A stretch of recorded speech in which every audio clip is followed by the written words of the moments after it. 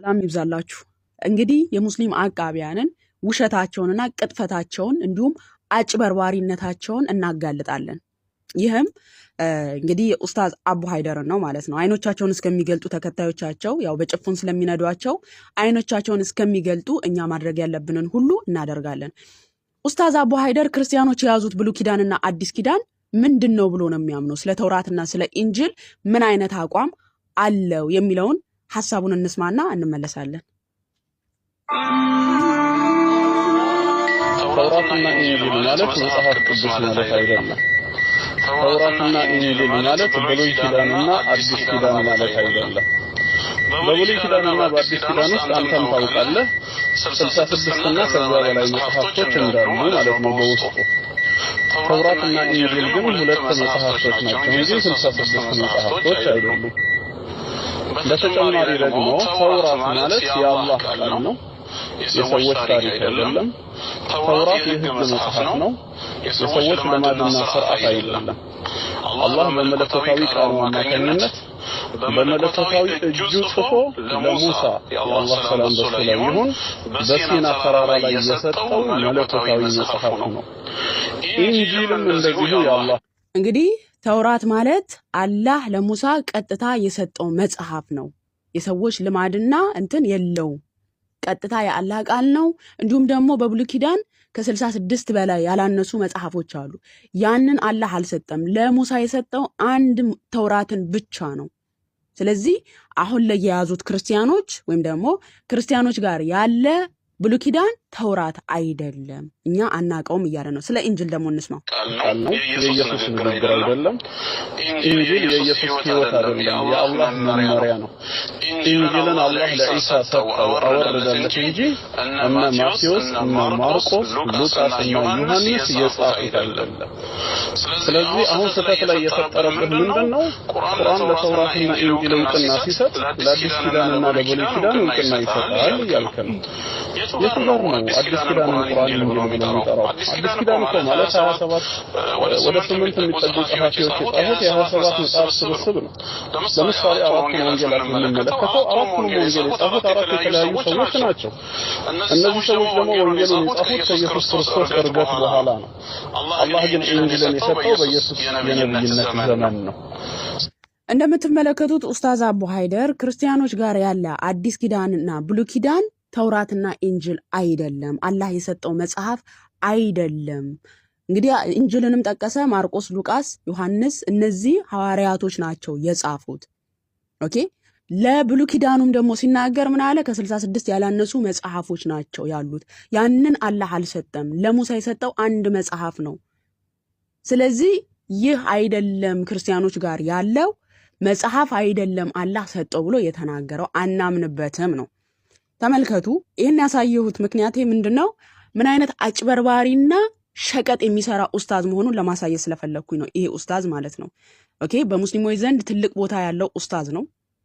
በጣም አሊማቸው ነው፣ አስተማሪ ብለው እንትን የሚሉት ነው። ግን እነሱ ላይ ቁማር እየሰራ እንደሆነ ላሳያችሁ።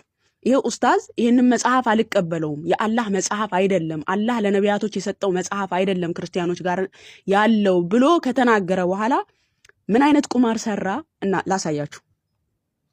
ይሄ መጽሐፍ በኡስታዝ ወሂድ የታተመ በቅርብ የታተመ መጽሐፍ ነው። ውስጡ እንግዲህ ስለ ነብያችን የተነገሩ ነገሮች ነገር ግን የተደበቁ ነገሮች የመጽሐፉ ሰዎች የደበቋቸው እውነቶች ብሎ እንግዲህ ለማጋለጥ የጻፈው መጽሐፍ ነው። እንዳሳየዋችሁ እንግዲህ ኡስታዝ አቡ ሀይደር ሲጀመር ክርስቲያኖች ጋር ያለ ብሉይ ኪዳንና አዲስ ኪዳን አላህ ተውራትና ኢንጂል ብሎ የጠቀሳቸው መጽሐፎች አይደሉም፣ የአላህ ቃል ያለባቸው አይደሉም፣ አናቃቸውም፣ አናምናቸውም ብሎ አውግዟቸዋል ማለት ነው። ይህንኛው ኡስታዝ ደግሞ የአላህ ቃል አይደለም ከተባለው መጽሐፍ ውስጥ ስለ ነብዬ ተጠቅሷል እያለ ህዝቦቹን ያጃጅላል ማለት ነው። ምን አይነት ማጭበርበር እንዳለባቸው ሁለቱንም አሳያችኋለሁ። ለምሳሌ ይሄንኛው ኡስታዝ ከሚጠቅሳቸው ጥቅሶች መካከል ሁሉን የሚያስተምር እንግዲህ ስለ መንፈስ ቅዱስ የተነገረውን ጌታችን መድኃኒታችን ኢየሱስ ክርስቶስ ስለ መንፈስ ቅዱስ የተናገረውን ስለ ነብያችን ነው ብሎ ለምሳሌ ዮሐንስ ወንጌል ምዕራፍ 14:26ን ስለ ነብያችን የተነገረ ነው ብሎ ይጠቅሰዋል። ይሄንን አይቀበለውም። የዮሐንስን ወንጌል አናውቅምኛ ለኢሳ የተሰጠን የኢሳ ቃል እንኳን የሌለበት የአላህ ቃል ብቻ የሆነን ኢንጂል ነው ማምነው የምንቀበለው ብሎ ኡስታዝ አቡ ሀይደር አሁን ያለው ክርስቲያኖች ዘንድ ያለው መጽሐፍ የአላህ ቃል አይደለም ብሎ ያወገዘው መጽሐፍ ጋር ሄዶ ይሄንኛው ደግሞ ከዮሐንስ ወንጌል እያጣቀሰ ስለ ነብያችን ተነግሯል ይላል ማለት ነው ብሎ መጽሐፍን አሳትሟል። አስቡት፣ መጽሐፍን የሚያህል ነገር ማለት ነው። እንቀጥል። አሁንም ከፈጣሪ ዘንድ የሚመጣ አጽናኝ ዮሐንስ ወንጌል ምዕራፍ 15:26 ላይ ከአብ የሚወጣውን አጽናኝ እንግዲህ ስለ መንፈስ ቅዱስ ነው። አሁንም ይሄም ስለ ነብያችን ነው ብሎ አሁንም ዮሐንስ ወንጌልን አጣቅሶ ስለ ነብያችን ተነግሯል የተደበቀው እውነት ብሎ እያጋለጠ ነው ይሄንኛው ኡስታዝ ማለት ነው። ኦኬ፣ ይሄንን መጽሐፍ ደግሞ ኡስታዝ አቡ ሀይደር ያወግዘዋል የአላህ ቃል አይደለም ብሎ። ይሄንኛው ኡስታዝ ደግሞ የአላህ ቃል ነው ብሎ ደግሞ ከዚህ መጽሐፍ አውጥቶ ደግሞ ስለ ነብያችን ተነግሯል ይላል ማለት ነው። ኦኬ፣ እንቀጥል። በወንጌል የተተነበየው ነብይ ብሎ ደግሞ አሁንም በወንጌል በአዲስ ኪዳን የተተነበየ ነብይ ስለ ነብያችን ተተንብዮአል ብሎ ደግሞ ሐሳብን ይሰጣል ማለት ነው። እናንተ ገብታችሁ እዩት፣ ፈገግ የምትሉበት መጽሐፍ ነው። ኦኬ፣ አሁንም ሌላ ነብይ ይሰጣቸዋል። ኢሳይያስ 42:6ን ጠቅሶ ሌላ ነብይ እንደሚመጣ ኢሳይያስ ተናግሯል ብሎ ደግሞ ሌላ ጥቅስን ይጠቅስልናል ማለት ነው። ኡስታዝ ወሂድ አቡ ሀይደር ይሄንን መጽሐፍ አይቀበለውም፣ የአላህ ቃል አይደለም፣ ክርስቲያኖች የያዙት ብሉይ ኪዳንና አዲስ ኪዳን የአላህ ቃል አይደለም ብሎ ነው የሚያምነው። ይሄንኛው ኡስታዝ ደግሞ የአላህ ቃል ካልሆነ መጽሐፍ ላይ ነብዩን ይፈልጋል ማለት ነው። ኦኬ፣ እንቀጥል። አሁንም እንግዲህ ኡስታዝ አቡ ሀይደር ስለ ተውራት ሲናገር አላህ ቀጥታ ለሙሳ የሰጠው ነው፣ የአላህ ቃል ነው፣ የሰዎች ህግና እንትን የሌለበት ነው፣ የአላህ ቃል ነው ቀጥታ ብሎ ሲናገርና የሙሴ ቃል እንኳን የሌለበት እንደሆነ ተናግሯል። እንዲሁም ደግሞ በብሉይ ኪዳን ከ66 ያላነሱ መጽሐፍቶች አሉ። እነዛ የአላህ ቃል አይደሉም፣ አላህ ለሙሳ የሰጠው አንድ መጽሐፍ ነው። ስለዚህ አሁን ላይ የያዙት ክርስቲያኖች ብሉይ ኪዳን የአላህ ቃል አይደለም፣ የሙሴ መጽሐፍ ለሙሳ የተሰጠው መጽሐፍ አይደለም ብሎ አውግዟል። ይሄንኛው ነብይ ደግሞ ከሙሴ መጽሐፍ ይሄንኛው ኡስታዝ ደግሞ ከሙሴ መጽሐፍ ይጠቅስልናል። ዘዳግም 18:18 አቡ ሀይደር ይሄን አይቀበለው። ኦኬ፣ የአላህ ቃል አይደለም ብሎ ይላል። ስለዚህ እንዴት ተስማምታችሁ ነው እናንተ መጽሐፍ ቅዱስ ላይ ስለ ነብያችን ተተንብዮአል የምትሉት? አንደኛው የአላህ ቃል አይደለም፣ ይሄንኛው የአላህ ቃል ነው ብሎ ከዚህ መጽሐፍ ይጠቅሳል። አሁንም ከፋራን የሚመጣው ነብይ ብሎ ደግሞ የሚጠቅሰው ጥቅስ አለ ዘፍጥረት 21:2 ይሄንኛው ኡስታዝ። ኦኬ፣ ያንኛው ግን የአላህ ቃል አይደለም ብሎ አውግዞታል። በጣም የሚያሳዝነውና ምን አይነት አጭበርባሪ ኡስታዞች እንደሆኑ ላሳያችሁ። ኦኬ፣ ኡስታዝ አቡ ሀይደር አቋሙን ተናግሯል። ክርስቲያኖች ዘንድ ያለው መጽሐፍ አላህ የሰጠው ለሙሳና ለኢሳ የሰጠው መጽሐፍ አይደለም።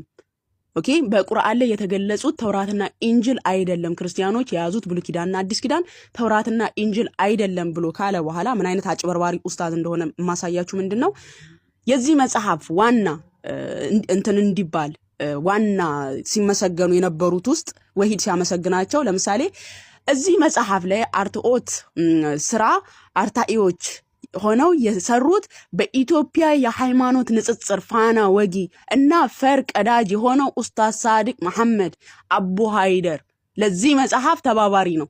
ኦኬ፣ ምን አይነት አጭበርባሪ ኡስታዝ እንደሆነ ላሳያችሁ የፈለኩት ይሄንን ነው። አቡ ሀይደር አቋሙን ሲናገር ይሄ መጽሐፍ የአላህ ቃል አይደለም፣ ክርስቲያኖች ጋር ያለው መጽሐፍ ሲጀመር እኛ አናምንበትም፣ አላህ የሚሰጠው መጽሐፍ አይደለም፣ የአላህ ቃል አይደለም ካለ በኋላ ይሄንኛው ኡስታዝ እንደዚህ አምጦ ዮሐንስ ወንጌል፣ ዘዳግም፣ ኢሳይያስ እያለ ጎርጉሮ እንትን ብሎ ከደከመ በኋላ ለዚህ መጽሐፍ ተባባሪ የሆነው ማን ነው? አቡ ሀይደር ነው። ትክክል ነህ ብሎ ማለት ነው። የመጀመሪያ አቋሙ ግን ይሄ መጽሐፍ የአላህ ቃል አይደለም ብሎ ነው። ከአላህ ቃል ካልሆነ መጽሐፍ ላይ አጣቅሶ ነብያችን ተጠቅሷል ሲለው ያበረታታ ሐሰተኛ ኡስታዝ ነው ማለት ነው ይሄ ኡስታዝ አቡ ሀይደር። ስለዚህ ኡስታዞቻችሁ በራሱ በቃላቸው ተአማኝነት የሌላቸው አጭበርባሪዎች ናቸው። ሶ እናንተን ለማጃጃል ነው፣ እናንተን እያጃጃሏችሁ እንጂ አሁንም የኡስታዝ አቡ ሀይደር አቋም ክርስቲያኖች ጋር ያለ መጽሐፍ አላህ የሰጠው አይደለም፣ የአላህ ቃል አይደለም፣ አዲስ ኪዳንና ብሉይ ኪዳን በቁርአን ላይ የተገለጸው ተውራትና ኢንጂል አይደለም ብሎ ነው የሚያምነው። ነገር ግን ለዚህ መጽሐፍ እትመት እንዲታተም ብርታት የሆነው ወይም ደግሞ ያበረታታ ሰው ማን ነው? ኡስታዝ አቡ ሀይደር ማለት ነው።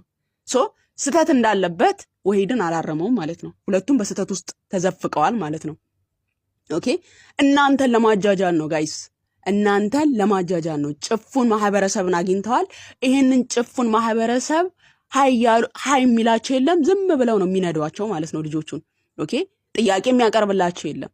ያንኛው ኡስታዝ ይሄ የአላህ ቃል አይደለም ብሎ ይሄንኛው ኡስታዝ የአላህ ቃል ካልሆነ መጽሐፍ ላይ ያጣቀሰ እንትን ሲል ይሄንኛው ብርታት የሚሰጠው ነው የሚያበረታታው ነው ማለት ነው። በዚያችም ሌሊት የእግዚአብሔር መልአክ መጣ፣ ከአሦራውያንም ሰፈር 185,000 ገደለ። ለሰይጣን ጥብቅና ቆሞ የሚከራከር ብቸኛ ሃይማኖት ቢኖር እስልምና። ጭራሽ ለአንሶር ንጉስና ስለ ህዝቦቹ ጠበቃ ቆማ ክርስትና እንድትተች መታለች ወገናችን። እንደው ስለ አንሶር ንጉስና ስለ ህዝቦቹ ታሪኩን ታውቃለች ብዬ ስመለከት ምንም አይዲያው እንደሌላትና ያው እነሱም አይሰሙም እኛም ማስተማራችንና እናቆምም እንዳልነው እናስተምራለን ማለት ነው። በመጀመሪያ ግን ያነሳነው ጥቅሶች ላይ ለመመለስ ስትፍጨረጨር ስላየን ያንን ጥቅስ በመጀመሪያ ፈጭተን አድቅቀን ከጨረስን በኋላ ወደ ሳቻቸው የመጽሐፍ ቅዱስ ክፍሎች ገብተን መልስ የምንሰጥ ይሆናል ማለት ነው። በሱረቱል በቀራ የላሚቷ ምዕራፍ ቁጥር 190 ባገኛቸዋቸው ስፍራ ሁሉ ግደሏቸው፣ ካወጧቸውም ስፍራ አውጧቸው፣ መከራም ከመግደል ይበልጥ የበረታች ናት። ከተከበረው መስጊድ ዘንድ በእርሱ ውስጥ እስከሚጋደሏቸው ድረስ አትጋደሏቸው፣ ቢጋደሏቸውም ግደሏቸው። የካህዲዎች ቅጣት እንደዚህ ነው። ይህንን ቨርስ ምናለች አላህ እዚህ ጋር ሊያጠቋቸው ሲመጡ እናንተም ማጥቃት እንዳለባችሁ ነው ብሎ እያስተማረን ነው። ማለትም ሊገሉን ሲመጡ እኛም ራሳችን መጋደል እንዳለብን ነው እንጂ እጃችንን አጣጥፈን መጠበቅ አለብን ወይ አለች። በመጀመሪያ ይሄን የተረዳ ጭንቅላትሽ ካዳ መጽሐፍ ቅዱስ ላይ ሲሄድ ለምን ተደፈነ? ምክንያቱም ኦሪት ዘኍልቍ ምዕራፍ 31 ቁጥር 17ን ጠቅሰሽ እግዚአብሔር ወንድን የማያውቁ ሴቶችን ግደሉ ብሏል እያልሽ ነበር። አንደኛ አስተካክለሽም እንኳን አታነቢውም ጥቅሱን ራሱ ወንድን የማያውቁ አይደለም የሚለው የሚያውቁትን ነው የሚለው። ካዲያን እዚህ ጋር ሰው እነዚህ ሴቶች ይገደሉ የተባለው ምን አድርገው ነው ብለን ስንመለከት ሊያጠቁ ይመጡ እኮ ናቸው። ሊያጠቁሽ ሲመጡ ራስሽን መከላከል እንዳለብሽ ቁርአንሽ ካስተማረሽ እነዚህ ሴቶች ምን አድርገው ነው የሚገደሉት የሚለውን ነገር ቁጥር 16 ላይ ኒቃብሽን ጭልም አድርገሽ ነው አላነበብሽው? ቁጥር 16 ላይ ምንድነው የሚለው? እነዚህ በፌጎር ምክንያት በበለዓም ምክር እግዚአብሔርን ይበድሉ ዘንድ ለእስራኤል ልጆች እንቅፋት ሆኑ። እነዚህ ሴቶች ምንድናቸው? ለእስራኤል ልጆች እንቅፋት ለመሆን እግዚአብሔርን ለመበደል እስራኤልን ለመጣል የመጡ ናቸው። ሊያጠቃን የመጣን መከላከል እንዳለበት የሚያምን ጭንቅላትሽ መጽሐፍ ቅዱስ ላይ ሲመጣ ድፍን ብሏል ማለት ነው። ሌላው ሱረቱል ተውባ ምዕራፍ 9 ቁጥር 5 ላይ ያለውን የቁርአን አያ በመጥቀስ መልስ ስትሰጥ እንደው በጣም ነሳቀች። በነገራችን ላይ የተከበሩትም ወሮች ባለቁ ጊዜ አጋሪዎችን ባገኛቸዋቸው ስፍራ ግደሏቸው፣ ያዟቸውም፣ ክበቧቸውም፣ ለነሱ መጠባበቅ በየመንገዱ ተቀመጡ። ቢጸጸቱም ጾላትን በደንብ ቢሰግዱ ግዴታ ምጽዋትን ቢሰጡ መንገዳቸው ልቀቁላቸው። እንግዲህ ይሄንን ምን ስትል ነበረ? እዚህ ጋር እኮ ከተጸጸቱ ያዟቸው፣ ክበቧቸው ብሎ ከተጸጸቱ ግን እንድንተዋቸው መንገድ እንድንለቅላቸው እኮ አዞናል። እሱም ከተጸጸቱ እንዴት ግዴታ ነፍሳቸውን ልታወጡ ስትሉ ልገሏቸው ስትሉ አይ በቃ በአላህ እናምናለን ሲሏችሁ መንገዱ እንድትለቁላቸው እየታዘዘ ያለው የሰይፍ ሱራ ነው። በነገራችን ላይ አንቀጹ ራሱ ማለት ነው። ይህን ተፍሲር ስትመለከቱት ኢብኑ ከቲርም ሰዎችን ከአላህ በቀር ሊመለክ የሚገባ አምላክ እንደሌለና መሐመድም የአላህ መልእክተኛ መሆናቸውን እስኪመሰክሩ ድረስ እንድጋደል ታዝዣለሁ። ይህች የተከበረች አያ ሱረቱል ተውባ ማለት ነው የሰይፍ አያ ትባል ነበር ይላል። በነገራችን ላይ ይሄ አያ ሲወርድ እያንዳንዱን የስምምነት አያዎችን በሙሉ ሽሯል። ሱራ 9:5 ሲወርድ የስምምነት አያዎች በሙሉ ተሽረው ክበቧቸው፣ ግደሏቸው፣ ጨፍጭፏቸው በሚለው ተተክቷል ማለት ነው። ራሱም ሲናገር ይኸው እንዳለ የሰላም ስምምነቶች በሙሉ በራቢአል አኪር ወር 10ኛው ቀን አብቅተዋል በማለት ነው የሚናገረው። ለዚህ ነው ሳሂህ ሙስሊም 21 ላይ አቡ ሁረይራ የአላህ መልእክተኛ እንዲህ ብለዋል፣ እኔ ሰዎችን እንድዋጋ ታዝዣለሁ ከአላህ በስተቀር ሌላ አምላክ የለም ብለው እስካወጁ ድረስ ይላል። እንግዲህ ሰዎችን እንድጋደል ሰዎች በአላህ አስካመኑ ድረስ እንዲጋደል ታዝዣለሁ በማለት ሲናገር እንመለከታለን ማለት ነው። ሰዎች በአላህ ካላመኑ ግን ሊገድል ማለት ነው። ሙሐመድም ሴቶችን ሲጀፈጅፍ ህፃናትን ሲገድል እንደነበረ በሳሂህ ሙስሊም 1745 ላይ ሰዓብ ቢን ጃተማ የአላህ ነብይ በሌሊት ወራ ስለተገደሉት ሙሽሪኮች ሴቶችና ልጆች ሲጠየቁ እንዲህ ብሏል፣ እነሱ ከነሱ ናቸው። እንግዲህ እነዚህ ሴቶች ስለተገደሉ ሙሽሪኮች ሴቶችና ምን ልጆች ህፃናት ማለት ነው ምን ሲጠየቅ ምን አለ? እነሱ ከነሱ ወገን ናቸው፣ ከሙሽሪኮች ወገን ናቸው። ስለዚህ ኖርማል ነው መገደላቸው፣ መጨፍጨፋቸው ማለት ነው። ህፃናትን ሴቶችን ሲጀፈጅፍ የነበረ ማን ነው? የሙሽሪክ ሴቶችን መሐመድ ነበር ማለት ነው። ሌላው ወደ አነሳቻቸው ጥቅሶች እንመልከት እስቲ። ያው አውድ ምናምን የሚባል ነገር ስለሌለ እንግዲህ ከአውድ ነው የምናስረዳው ማለት ነው። እነሱ የመዘዙ የሆነ ጥቅስ ያመጣሉ፣ እኛ እንግዲህ ትምህርት ቤት እንደሚሄዱ ተማሪዎች ነው እያስተማርን የምንልካቸው ማለት ነው። መጽሐፈ ነገሥት ምዕራፍ 18 ጀምሮ ስትመለከቱ የአንሶር ንጉስ ጠበቃ ሆና ልትከራከረን መጣች ያልኩት ለምንድን ነው? ስለ አንሶር ታሪክ ስለ አንሶር ንጉስ ታሪክ ፈጽሞ ስለማታቅ ነው። በነገራችን ላይ ከነ ህዝቦቹ ምን ያደርጉ እንደነበር ስለማታቅ ነው። በመጀመሪያ የአንሶር ንጉስ የሕዝቅያስን ህዝቦች ማለት ነው የይሁዳን ህዝቦች እነዛን ህዝቦች ኑ እያለ ወደሱ ሊወስዳቸው ይፈልጋል። ሕዝቅያስ ደግሞ እግዚአብሔር ያድነናል፣ እግዚአብሔር ከናንተ ይጠብቀናል እያለ ይመልስላቸዋል። ነገር ግን ይሄ አንሶር ንጉስ ምን እያለ ይመልስላቸዋል ለህዝቦቹ? ሕዝቅያስ እግዚአብሔር ይጠብቃችኋል፣ እግዚአብሔር ያድናችኋል የሚላችሁ እያታለላችሁ ነው። እግዚአብሔር አያድናችሁም፣ እግዚአብሔር ቢያድናችሁ ኖሮ እስካሁን ያድናችሁ ነበረ እያለ በእግዚአብሔር ጋር እየተገዳደረ የሚናገር ነበረ የአንሶር ንጉስ ከነ ህዝቦቹ ማለት ነው። ኦኬ ምን ይላል? እንደውም በውኑ የአሕዛብ አማልክት ሀገሮቻቸውን ከአንሶር ንጉስ እጅ አድነዋልን ይላቸዋል። እግዚአብሔር ያድናችሁ ነው። እንደውም ሕዝቅያስን እግዚአብሔር ያድናል ብሎ ሲላችሁ ሲያታለላችሁ ነው አትስሙት ይልና በውኑ የአሕዛብ አማልክት ሀገሮቻቸው ከአንሶር ንጉስ እጅ አድነዋልን? የአሕዛብ አማልክቶች እኮ ህዝቦቻቸውን ሀገሮቻቸውን አላዳኑም። እንግዲህ እግዚአብሔርን ከአሕዛብ አማልክት መድቦ ማለት ነው። ስለዚህ ምን አለ? የሐማት የአርፋድ አማልክት ወዴት አሉ? ሰማርያን ከእጄ ያድነዋታልን? እግዚአብሔር ኢየሩሳሌምን ከእጄ ያድን ዘንድ ከአገሮቹ አማልክት ሁሉ አገሩን ከእጄ ያዳነ ማን ነው? ህዝቡም ዝም አሉ፣ አንዳችም አልመለሱለትም። ንጉሱም እንዳይመልሱለት አዞ ነበርና እያለ ነው የሚናገረው። የአንሶር ንጉስ ምን እያለ ነው የሚላቸው? የአሕዛብ አማልክት እንኳን ከእጄ አላዳናቸውም፣ እግዚአብሔርም አላዳንም፣ ሊያድናችሁ አይችልም። ሕዝቅያስ እግዚአብሔር ያድናችኋል፣ እግዚአብሔር ይጠብቃችኋል ሲላችሁ እያታለላችሁ ነው፣ አትስሙት እያለ እያስገደዳቸው ነው እንግዲህ ማለት ነው ወደሱ እንዲሄዱለት። ሕዝቅያስ ግን የኔ አምላክ የሚያድን ነው፣ የኔ አምላክ ፍርድን የሚሰጥ ነው ብሎ ጸሎቱን ወደ እግዚአብሔር አደረሰ። ምን ሲል? ቁጥር 15 ላይ ምዕራፍ 19 ቁጥር 15 ሕዝቅያስም ወደ እግዚአብሔር እንዲህ ብሎ ጸለየ። በኪሩቤል ላይ የምትቀመጥ የእስራኤል አምላክ አቤቱ አንተ ብቻህን የምድር ነገስታት ሁሉ አምላክ ነህ። ሰማይና ምድርን ፈጥረሃል። አቤቱ ጆሮህን አዘንብልና ስማ፣ አቤቱ ዓይንህን ክፈትና እይ። በሕያው አምላክ ላይ ይገዳደር ዘንድ የላከው የሰናክሬምን ቃል ስማ። አቤቱ በእውነት የአንሶር ነገስታት አሕዛብና ምድራቸውን አፍርሰዋል፣ አማልክቶቻቸውንም በእሳት ላይ ጥለዋል። የእንጨትና የድንጋይ የሰው እጅ ስራ ነበሩ እንጂ አማልክት አልነበሩምና ስለዚህ አጥፍተዋቸዋል። እንግዲህ አምላካችን አቤቱ የምድር መንግስታት ሁሉ አንተ ብቻ እግዚአብሔር እንደሆንክ ያውቁ ዘንድ ምን ይሆኑ ዘንድ የኔ አምላክ የሚያድነኝ ነው ብሎ ወደሱ ጸሎት እያደረሰ ነው ሕዝቅያስ። አንተ ብቻ የምድር መንግስታት ሁሉ አንተ ብቻ እግዚአብሔር አምላክ እንደሆንክ ያውቁ ዘንድ ከእጁ እንድታድነን እለምንሃለሁ። ስለዚህ የእናንተ አምላክ አያድንም፣ የአሕዛብም አማልክት አላዳንም፣ የእናንተም አምላክ አያድንም ብሎ ያህዌን ቅዱሱን አምላክ ከአሕዛብ አማልክት መድቦ ምንም ማድረግ እንደማይችል አድርጎ እየተገዳደረ ሲናገር የነበረውን የአንሶርን ንጉስ ሊቀጣ ያደረገበትን ፍርድ ነው ኢፍትሃዊ ብላ የመጣችው ወገናችን ላሳያት። ምን አለ? የአሞጽም ልጅ ኢሳይያስ እንዲህ ብሎ ወደ ሕዝቅያስ ላከ። የእስራኤል አምላክ እግዚአብሔር እንዲህ ይላል፣ ስለ አንሶር ንጉስ ስለ ሰናክሬም ወደ እኔ የለመንከውን ሰምቻለሁ። እግዚአብሔር በእርሱ ላይ የተናገረው ቃል ይህ ነው። የድንግሊቱ የጽዮን ልጅ ቀላል አድርጋሃለች፣ በንቀትም ስቃባሃለች። የኢየሩሳሌም ልጅ በላይህ ራሷን ነቅንቃባሃለች። የተገዳደርከው የሰደብከውስ ማን ነው? ቃልህንስ ከፍ ከፍ ያደረግከው ዓይንህንም ወደ ላይ ያነሳኸው በማን ላይ ነው? በእስራኤል ቅዱስ ላይ ነው። አያችሁ፣ በማን ላይ ነው? በእስራኤል ቅዱስ ላይ ነው። አንተስ በሰረገላዬ ብዛት ወደ ተራሮች ከፍታ ወደ ሊባኖስ ጥግ ላይ ወጥቻለሁ። ረጃጅሞቹንም ዝግባዎች የተመረጡትንም ጥንዶች እቆርጣለሁ። ወደ አገሩም ዳርቻ ወደ ቀርሜሎስ ዱር እገባለሁ። ቁፍርሁም እንግዳውንም ውሃ ጠጣው። የተገደበውንም ውሃ ሁሉ በእግሬ ጫማ አደርቃለሁ ብለህ በመልእክተኞች እጅ በእግዚአብሔር ላይ ተገዳደርክ። እኔ ጥንቱን እንደሰራሁት ቀድሞውንም እንዳደረግኩት አልሰማህምን?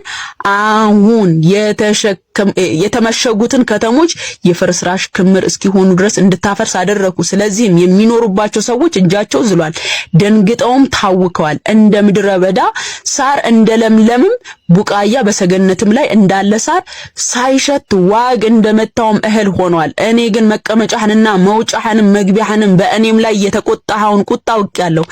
ቁጣህን ትዕቢትህ ወደ ጆሮዬ ደርሷል። ስለዚህም ስጋዬን በአፍንጫ ልጓሜንም በከንፈር አደርጋለሁ። በመጣህበት መንገድ እመልስሃለሁ። ይህም ምልክት ይሆናል። በዚያም ዓመት የገቦውን በሁለተኛው ዓመት ከገቦ የበቀለውን ትበላላችሁ፣ በሶስተኛው ዓመት ትዘራላችሁ፣ ታጭዱማላችሁ፣ ወይንንም ትተክላላችሁ፣ ፍሬውንም ትበላላችሁ። ያመለጠው የይሁዳ ቤት ቅሬታ ስሩን ወደ ታች ምን ይላል? ይሰዳል፣ ወደ ላይም ያፈራል። ከኢየሩሳሌም ቅሬታ ከጽዮንም ተራራ ያመለጡት ይወጣሉና የሰራዊት ጌታ እግዚአብሔር ቅንዓት ይህን ያደርጋል። ስለዚህም እግዚአብሔር ስለ አንሶር ንጉሥ እንዲላል ወደዚች ከተማ አይመጣም፣ ፍላጻንም አይወረውርባትም፣ በጋሻም አይመጣባትም፣ የአፈርንም ድልድል አይደለድልባትም። በመጣበት መንገድ በዚያው ይመለሳል፣ ወደዚያችም ከተማ አይመጣም ይላል እግዚአብሔር ይልና ምን አለ? ይመጣል ይላል እግዚአብሔር ይልና አይመጣም ይላል እግዚአብሔር ይልና ስለ እኔም ስለ ባሪያዬም ስለ ዳዊት ስለ ይህችን ከተማ አድናት ዘንድ እጋርዳታለሁ። በዚችም ሌሊት የእግዚአብሔር መልአክ ወጣ። ምን ሊያደርግ? በአንሶራውያን ሰፈር 185,000 ገደለ። የአንሶራውያን ህዝቦች የይሁዳን ህዝቦች ወይም የሕዝቅያስን ህዝቦች ምን ለማድረግ እግዚአብሔር አያድናችሁም፣ እግዚአብሔር እኛ የአሕዛብን አገሮች ስናጠፋ የአሕዛብ አማልክቶች ምን አደረጉ፣ እግዚአብሔር ምን አደረገ እያሉ ከአንሶር ንጉሥ ጋር የይሁዳን ህዝቦች የሕዝቅያስን ህዝቦች እንደዛ ሲያምጹባቸው ከእግዚአብሔር ጋር ሲገዳደሩ የነበሩትን ህዝቦች አንሶራውያንን ምን አደረገ? በአንሶራውያን ሰፈር 185,000 ገደለ። ማለዳም በተነሱ ጊዜ እነሆ ሁሉ በድኖቹ ነበሩ ይላል። እንግዲህ እግዚአብሔር ምንም አያደርግም፣ ምንም በእኔ ላይ ፍርድ አይሰጥም እያለ እግዚአብሔር ላይ ሲያምጽ የነበረው ፈርዖን ማነው?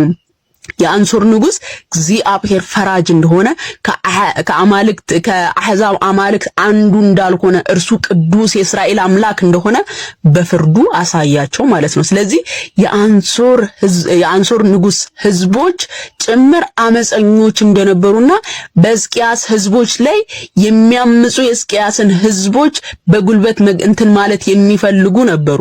ስለዚህ እግዚአብሔር ደግሞ ፈራጅና ከአሕዛብ አማልክት አንዱ እንዳልሆነ እርሱ ኃያል ዘላለማዊ ሆነ ፍርድን የሚሰጥ አምላክ እንደሆነ አሳያቸው በመላእኩ በኩል ማለት ነው። ምክንያቱም እነሱ እግዚአብሔር ጋር ተገዳድረው እግዚአብሔር ምን ያደርጋል እስቲ ያድንህ እያሉ ሲናገሩ የነበሩ ህዝቦች ነበሩ። እሺ ቆንጂት በመጀመሪያ ታሪኩን ለማየት ሞክሪ። ሌላው መጽሐፈ ዜና መዋዕል የአካዝን ታሪክ አመጣች። እንደው ስትናገሪ እኔ በጌታ ስም ሙስሊም ወገኖቻችን ክርስትና ጋር ሲመጡ ነው ድፍን የሚለው ጭንቅላታቸው ወይስ ምን ሆኖ ነው? ስትናገር ምን አለች? እኔ መጽሐፍ ቅዱስን የተቸሁት ያጠፉን ሰዎች ለምን ቀጣ ብዬ ሳይሆን ንጹሃንን ለምን ቀጣ ብዬ ነው አለች። እግዚአብሔር ንጹሃንን አልቀጣም፣ ያጠፉትን ሰዎች ነው የሚቀጣው። እዚህ ጋር አሁን ገና ስትጀምሪ ራሱ አካዝ በእግዚአብሔር ፊት ቅን ነገር አላደረገም ይልሻል አይደል? ገና ስትጀምሪው ራሱ ነገር ግን አለ አካዝ ምን አድርጓል? በመጀመሪያ ነገር ግን በእስራኤል ነገስታት መንገድ ሄደ፣ ደግሞም ለበዓሊም ቀልጠው የተሰሩትን ምስሎች ሰራ። ምን አደረገ? ለበዓሊም ቀልጠው የተሰሩትን ምስሎች ሰራ። ደግሞም በሄኖም ልጅ ሸለቆ ውስጥ አጠነ። እግዚአብሔር ከእስራኤል ልጆች ፊት እንዳሳደዳቸው እንደ አሕዛብ ክፉ ልማድ ልጆቹን በእሳት አቃጠለ። አካዝ። ከዛስ እግዚአብሔር ምን አደረገው? አቃጠለልና በኮረብታው መስገጃዎች በተራሮች ላይ በለመለመውም ዛፍ ሁሉ በታች ይሰዋና ያጥን ነበር ካለ በኋላ ስለዚህ አምላኩ እግዚአብሔር በሶሪያ ንጉሥ እጅ አሳልፎ ሰጠው።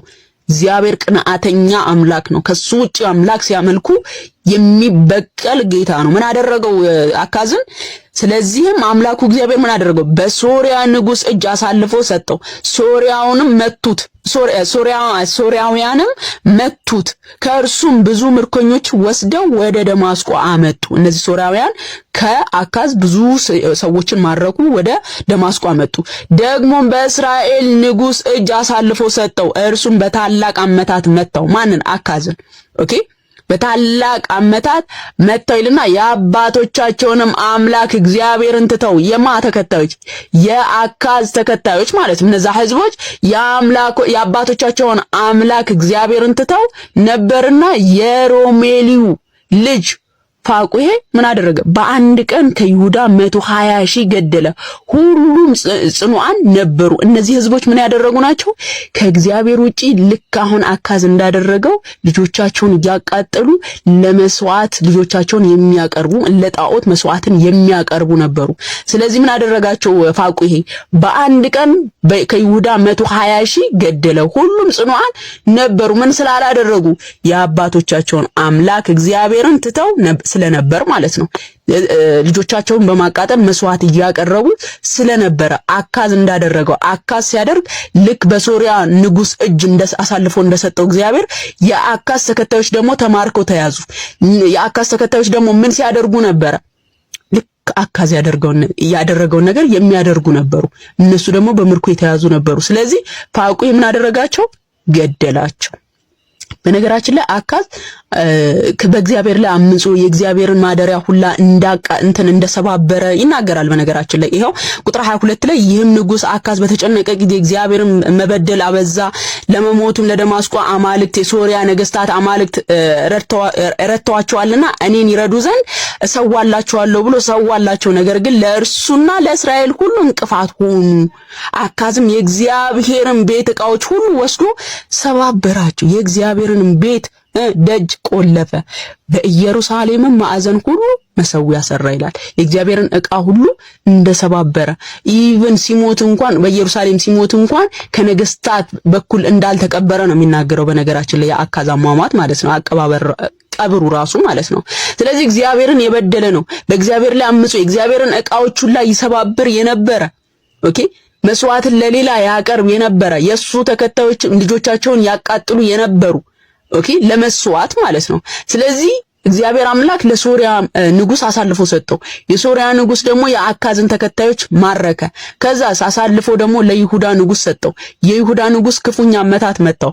ሲመታው የተማረኩት ህዝቦችን ደግሞ ፋቁሄ ገደላቸው። የአባቶቻቸውን አምላክ አልተከተሉም በማለት ማለት ነው። ስለዚህ አካዝ ቀድሞውኑ በእግዚአብሔር ፊት መልካም ነገርን ያላደረገ ሰው ነው። አንቺ እንዳልሽው ክፉ ነገርን የሚያደርግ ሰው ለምን ተቀጣ ብዬ አላልኩም። መልካም ሰው ለምን ይቀጣል፣ ንጹህ ሰው ለምን ይቀጣል ብዬ ነው የተናገርኩት ብለሽ ነበረ ልትተች የመጣሽው። ካዲያ አካዝ መልካም ነገር አደረገ ተብሎ ተጽፎልሽ ነበር? የቱ ጋር ነው ያየሽው?